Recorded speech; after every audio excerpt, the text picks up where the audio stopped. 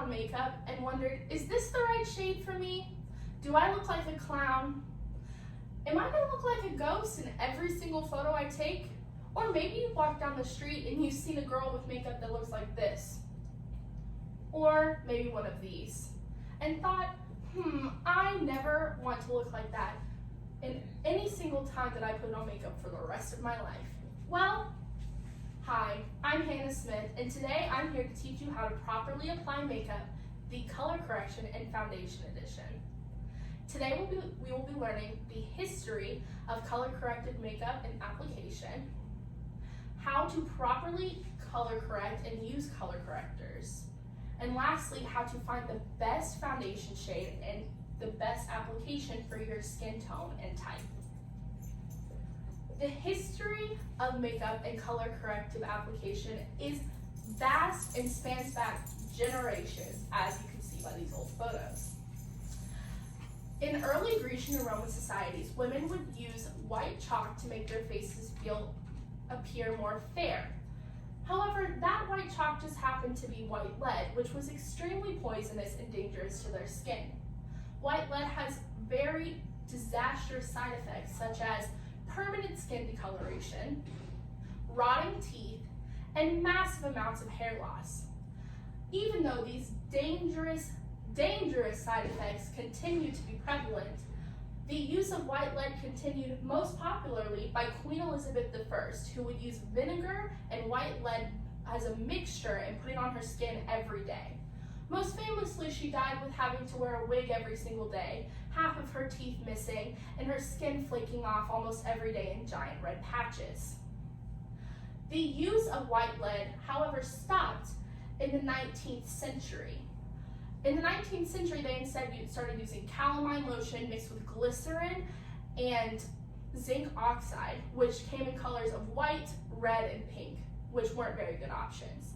In the 1930s, Max Factor revolutionized the makeup industry with his use of pressed powder named Pancake. This powder was created by drying out oils and pigments and then crushing them into a fine powder, pressing them into a pan, and could be used as a natural foundation by pressing the powder softly into the skin. Max Factor preferred this over the grease paint that was commonly used in theatrical productions as kind of a way to make the skin look very pale and as just a very firm base. This powder revolutionized the makeup industry until liquid foundation came along. Liquid foundation started popping up in the 1940s and 1950s, first as leg film, as you can see over there. Leg film was a cream that had a slight tint to it that was used on the legs in order to eliminate the need for pantyhose, which were popularized in women's fashion during the 1940s and 50s. But in 1952, the brand Coty coined Instant Beauty, the first fully realized liquid foundation, which came in 6 colors, had no grease in it, and promised to never over dry your skin.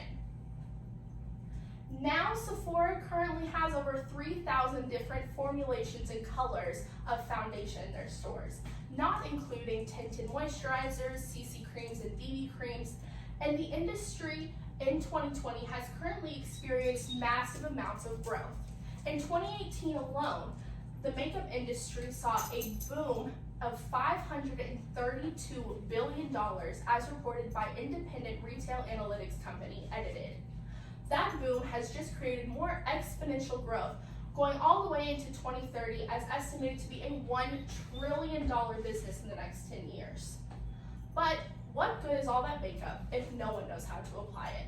That brings us to color correction.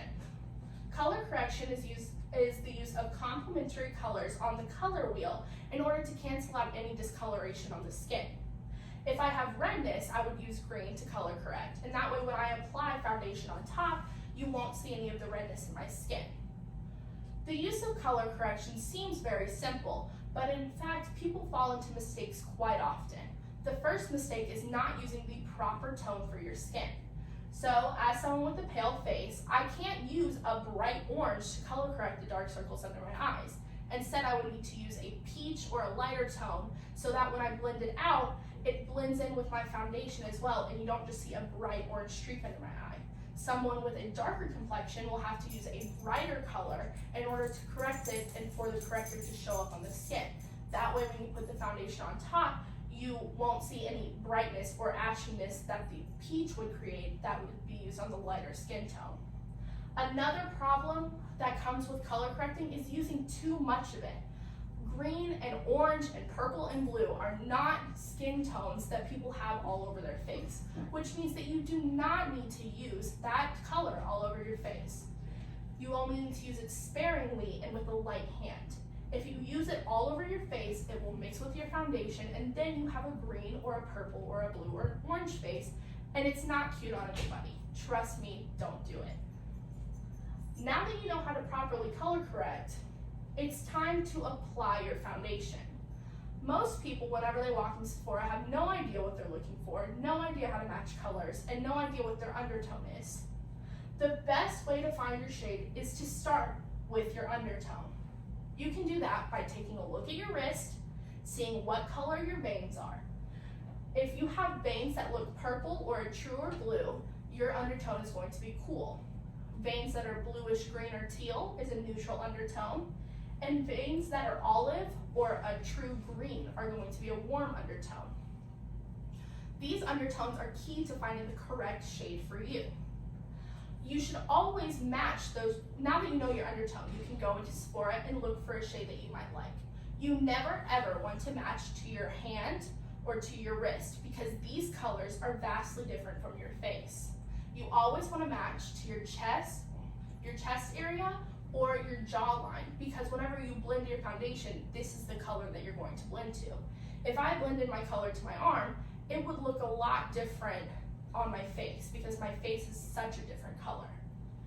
That means that you also need to go outside and look for a natural sunlight point, because if you're matching in a dimly lit Sephora store, your foundation color is going to turn out too light or too dark, and it's going to look wrong.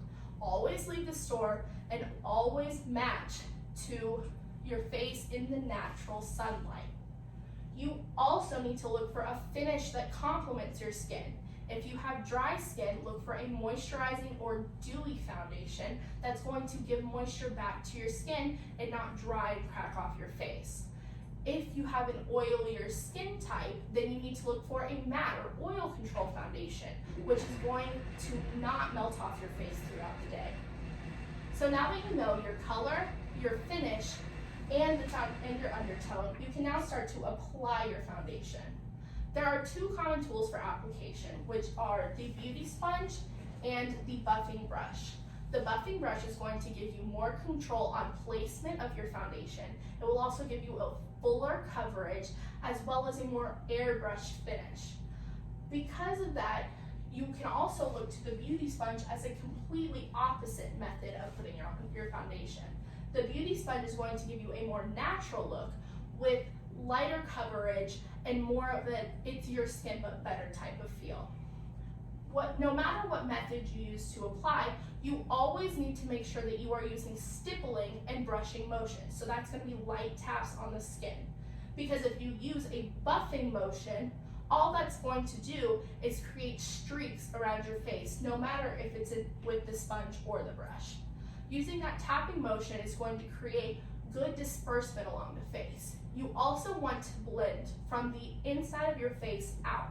That way you're taking a lot of foundation away from the inside of your face. Because if you blend from the outside in, it's going to bunch in all of the creases in your face. So under your eyes, around your smile lines, your chin, in between your nose. And if it bunches up, it's going to cake and it's not going to look good. That's why I need to blend from the inside out. Also, whenever you put on your foundation, dot it around your face first instead of putting it directly on the sponge or the brush, because that's going to create a more equal disbursement.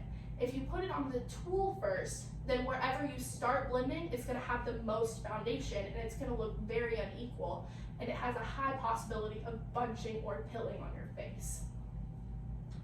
So now that we know the history of makeup, we know how to select proper colors for color correction, and find the best shade of foundation and application for us, you can put on your foundation right. Remembering these tips will help you later in life to avoid looking like this. Thank you very much.